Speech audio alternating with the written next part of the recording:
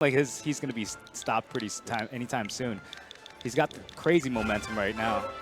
I mean, Diddy Kong is just a character with those tools, and he kind of just needed an extra boost, which is what the new patch might have provided to him. And of course, now everyone is just really excited by that. Yeah, I'm really interested to see how he would do against a Swordy at this point. Yeah. I think a Swordy would maybe, you know, cut down that zone, break that zone, and then really get in his face where he cannot do all those setups that he's doing against Nate. Yeah. But speaking of character specialists, we have Panda Bair versus James going off. And I remember most recently, I believe that James was actually in a highlight video for a very cool boomerang setup after a ledge trump. Panda Bair, which, I watch that stuff. That's Panda Bair? Yeah, James. all right. No, that's yeah. Oh, it makes sense.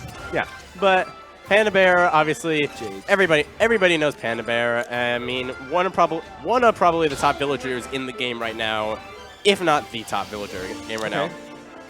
Wow. Yeah. So how are these guys seated? So Panda Bair, I believe, is seated number 1. And unless James got an upset, I think that given this round, he might be 16, if I'm correct. But Panda Bair also recently off of a top 64 finishing at Smash and Splash. So top 64 and S tier, nothing to slouch at right now. But, you know, back in Chicago and back to some more things. But here we see them starting to set up their own zones right now. And yeah. So especially for Villager in this case, since, you know, Toon Link does have so many projectiles, it's really interesting to see what Panda is going to do with those projectiles. Thrown off that, oh my that god, little pot. Oh my god. I think he got like 3 jab blocks in a row, even one falling off the platform. Really utilizing that dash attack with the falling pot. Yeah. Turning it into a projectile, basically. Yeah. Yeah. Panda Bair, especially, he really likes platforms. And, you know, it might make sense for a lot of villagers to go for the big read. It makes sense for a lot of villagers, for example. Sorry. Go ahead. It makes sense, I think, for villagers to have like large space, so you can space out with slingshot. But he likes these platforms just so you can throw down a bowling ball, so we can throw down a plant. He likes the options. Yeah, I mean, his projectiles are definitely much quicker than Toon Link's right now. Toon Link, tough time getting back on stage. Yeah. That was a nice frame trap from Panda there. He got the Lloyd out just in case. He's protecting himself very well from the invincibility. Very creative. Yep. He's there into forward air coming out. Steals his boomerang. And not enough. But very creative. Again, this is why I like seeing Villager, especially against like zoners or characters with a lot of projectiles. Especially Panda Bair, he can be so creative with those projectiles. Yeah, it seems like he has the best of both worlds right now. Zoning out his opponent, but also zone breaking with that flying tree. But nice up smash coming out from James, catching the landing there. So, especially in this, you know, zoner against zoner, it is going to be sort of come as it goes. It's already been 3.5 minutes. So it's coming along slow, and the percentages are pretty even. But especially in this case, it's a question of who can get the closing blow. They're even? It looks like James is struggling. Panda Bair is having a much easier time with his zone. He's just moved so much faster. It seems just smoother. Against any other character, you know, Toon Link would do amazing with his zone, but I think he's just a little bit outclassed right now. Oh, yep, tree. That is in fact a thing. Wow. But here comes Panda Bair coming up. And that tree at ledge, it's such a good option because it acts as both defensive and offensive. Absolutely, it's covering so many options. I mean, other than what, a high recovery jump. Yeah. Well, it's essentially him telling James that he doesn't want to get hit at all during James' invincibility. Either the tree is going to block your projectiles because you're Toon Link, or you're going to get hit by the tree. That dash attack. And that's a 3 turnips. No spike yet. Interesting. But nope, he's coming back. Really changing the rhythm for Toon Link. not letting him read him with his recoveries, jumping off the walls. I mean, especially Villager. I mean, he has just incredibly well-known all these recovery. projectiles. But reverse side B.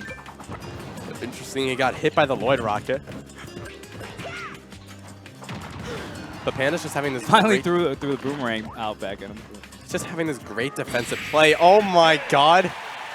He just stood there and axed him. He said, "Hey James, can I ask you a question? Can we go to game 2?" Wow, wow. He drops the tree in the middle of the stage. He's like, I'm not even going to use that tree, but I'm using the axe.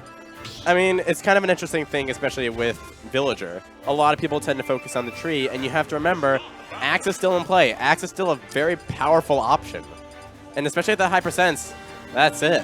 How much did he kill him at? I think it was around 120, 130, but wow, that's Panda Bair is switching to Isabelle right now. So I noticed there was a little technique that Panda Bair was doing was with the tree, and he kind of looks like almost like a wave dash back. So that's him actually watering the plant. So what he tends to do at the very least as Villager is the plant itself takes a few droplets from the water can to actually activate.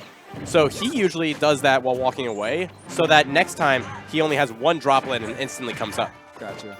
All right, let's see what his Isabelle has right now. Isabelle definitely he can't space as well because lack of Lloyd rocket, and also a lack of shield pressure because of lack of tree. Why do you think he switched now? I mean, he did win that last match. Do you think he's just trying to keep Toon Link on his toes? Great, yeah. I mean, Panda's also just a big fan of Isabelle, so I mean, he might just be doing this because he's really feeling himself, huh? Yeah, I mean, he's having fun. I mean, that axe kill at the ledge, that was him feeling himself. Yeah, that was stylish. Yeah. He was challenging James from a mentality standpoint. So I've noticed he's not really throwing out that fishing hook that much. It seems like a lot of other Isabelle players, that's her bread and butter. Well, it's a command grab, but it's a command grab that doesn't go through shield. So you see him trying to go for him off ledge because obviously James can't shield off ledge. Stealing that boomerang. But it's going to come back. Close. But here you see it, like, similar to last time, the game has just slowed down a lot. Yep. Oh, big read.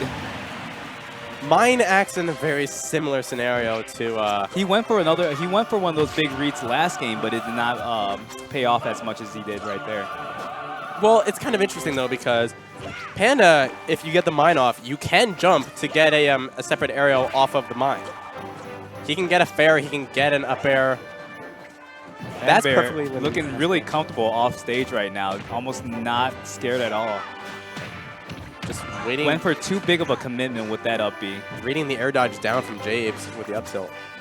But seems like Panda Bair is just playing much more reactionary this round. Yeah. I think he's also kind of respecting James a little bit because, I mean... Ooh, covering multiple options there. It might be that James can react to the fishing rod because it does have a bit of a startup. But here you see just Panda actually getting quite aggressive this time around. He's not running back and slingshotting. He's actually getting quite close in James' face. But here comes James. James not really using his bomb as much, I would think. Yeah. So Panda actually letting go of the mine, letting it go off. But